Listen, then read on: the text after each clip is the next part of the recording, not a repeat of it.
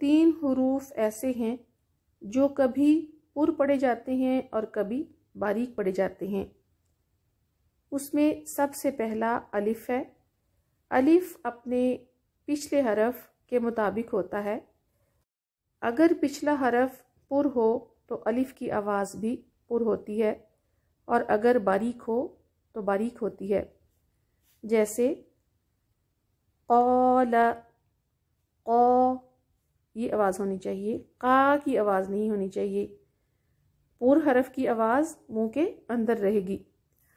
طاب، خواب۔ باریک الف کی مثال تاب، مالکی، کتاب۔ دیکھیں یہ فرق ہونا چاہیے، قا، تا، قا، کا۔ دوسرا حرف جو کبھی پر ہوتا ہے اور کبھی باریک، وہ ہے اللہ کا اسم جلالہ، یعنی اللہ کے نام میں جو لام ہے اسے اسم جلالہ کہتے ہیں۔ ویسے لام باریک حرف ہے، لیکن اللہ کا جو لام ہے اس سے پچھلے حرف پر اگر زبر ہو یا پیش ہو تو اللہ کا اسم جلالہ پر پڑھیں گے، اور اگر اس سے پچھلے حرف پر زیر ہو تو اللہ کا اسم جلالہ باریک ہوگا۔ پر کی مثال دیکھتے ہیں، ان اللہ، علی اللہ، رسول اللہ۔ اس صورت میں اللہ کے دونوں لام، کیونکہ شد میں 2 حرف ہوتے ہیں، دونوں لام ہی پر ہوں گے۔ باریک کی مثال دیکھتے ہیں، بسم اللہ، لامر اللہ، اعوذ باللہ۔ اگر صرف اللہ کا نام پڑھیں گے تو لام پر ہوگا، کیونکہ اس کے ساتھ الف لام لگا ہے۔ اللہ کا حمزہ حمزۃ الوصل ہے، اور جب اس پر حرکت لگائی جائے تو زبر ہی لگائی جاتی ہے۔ تیسرا حرف را ہے۔ را کبھی پر پڑھا جاتا ہے اور کبھی باریک۔ را کب پر پڑھا جاتا ہے، آئیے اس کے بارے میں دیکھتے ہیں۔ اگر را پر زبر ہو، مثلا رسول، رحمان، رمضان۔ نمبر 2، اگر را ساکن ہو اور اس سے پہلے زبر ہو، مثلا برق، مرقدین، زرع۔ نمبر 3، اگر را ساکن ہو اور اس سے پچھلا حرف بھی ساکن ہو تو پھر اس سے پہلے والے حرف کی طرف دیکھتے ہیں۔ اگر اس پر زبر ہو تو را پر پڑھیں گے، مثلا والعصر، والفجر، الحشر۔ غور کیجئے، را بھی ساکن ہے، پچھلا حرف بھی ساکن ہے، اس سے پچھلے حرف پر زبر ہے۔ نمبر 4، جب را پر پیش ہو، جیسے کفروا، خیرکم، رفعت۔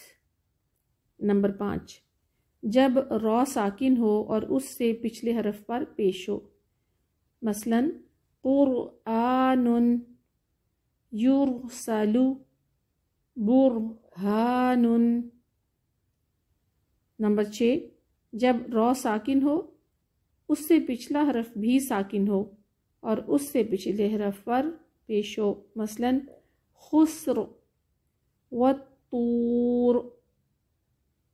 نمبر 7، جب را ساکن ہو اور اس سے پچھلے حرف پر عارضی زیر ہو۔ عارضی زیر کا مطلب یہ ہوتا ہے کہ حمزۃ الوصل ہو اور ملا کر پڑھنے کی صورت میں حمزۃ الوصل کے نیچے زیر ہو، تو یہ زیر اصلی زیر نہیں ہوتی، اس لیے حمزۃ الوصل کے بعد اگر را ساکن ہو تو را کو پر پڑھا جاتا ہے۔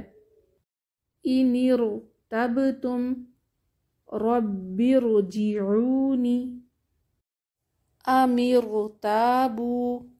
حالانکہ جب ہم وقف کریں گے تو حمزۃ الوصل کے نیچے زیر لگے گی اور را ساکن سے پہلے زیر ہوگی، لیکن چونکہ یہ زیر اصلی زیر نہیں ہے اس لیے اسے کنسیڈر نہیں کیا جائے گا اور را کو پر پڑھا جائے گا۔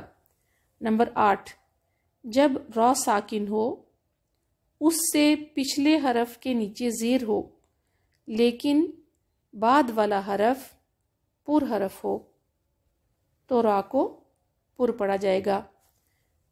اصل اصول یہ ہے کہ جب را ساکن ہوتی ہے اور اس سے پیچھے زیر آتی ہے تو را کو باریک پڑھتے ہیں، لیکن اگر بعد والا حرف پر حرف آ جائے تو را موٹی پڑھی جاتی ہے۔ مثلا قرطاس، را ساکن ہے، اس سے پچھلا حرف زیر والا ہے لیکن بعد والا حرف طا پر حرف ہے، اس لیے اسے پر پڑھا جائے گا۔ مرصاد، فرقاتن، تو یہ 8 صورتیں ہیں جب را کو پر پڑھیں گے۔ اب دیکھتے ہیں کہ را کو باریک کب پڑھنا ہے۔ نمبر 1، جب را کے نیچے زیر ہو، مثلا رجال کریم لتشریکا۔ نمبر 2، جب را ساکن ہو اور اس سے پچھلے حرف پر زیر ہو، جیسے فرعون، فردوسی، انذر۔ نمبر 3، جب را ساکن ہو، اس سے پچھلا حرف بھی ساکن ہو اور اس سے پچھلے حرف کے نیچے زیر ہو، جیسے حجر، سحر۔ نمبر 4، جب را ساکن ہو اور اس سے پیچھے یا ساکن ہو تو را ہر صورت میں باریک ہی پڑھی جائے گی، مثلا خبیر، خیر۔ 3 الفاظ ایسے دیکھتے ہیں جہاں را کو باریک بھی پڑھا جا سکتا ہے اور پر بھی۔ ملا کر پڑھنے کی صورت میں فرقن یا فرقن دونوں طرح سے ہی ٹھیک ہے۔ 2 الفاظ اور دیکھتے ہیں جو وقف کی صورت میں پر اور باریک دونوں طرح سے پڑھے جا سکتے ہیں، مثلا مصر یا مصر دونوں طرح سے پڑھا جا سکتا ہے، عین القطر یا عین القطر، را باریک بھی ہوگی اور پر بھی، دونوں طرح سے پڑھنا ٹھیک ہے۔ ایک بات نوٹ کر لیجئے کہ اگر را پر حرکت ہے تو پھر آگے اور پیچھے دیکھنے کی بالکل ضرورت نہیں ہے۔ را کے اوپر اگر زبر یا پیش ہو تو ہر صورت میں را پر ہی پڑھی جائے گی، خواہ اس سے پچھلا حرف پر ہو یا باریک۔ اور را کے نیچے اگر زیر ہوگی تو را ہر صورت میں باریک پڑھیں گے۔ اس کا مطلب یہ ہے کہ را کے اوپر اگر حرکت ہوگی تو پھر ما قبل اور ما بعد نہیں دیکھیں گے۔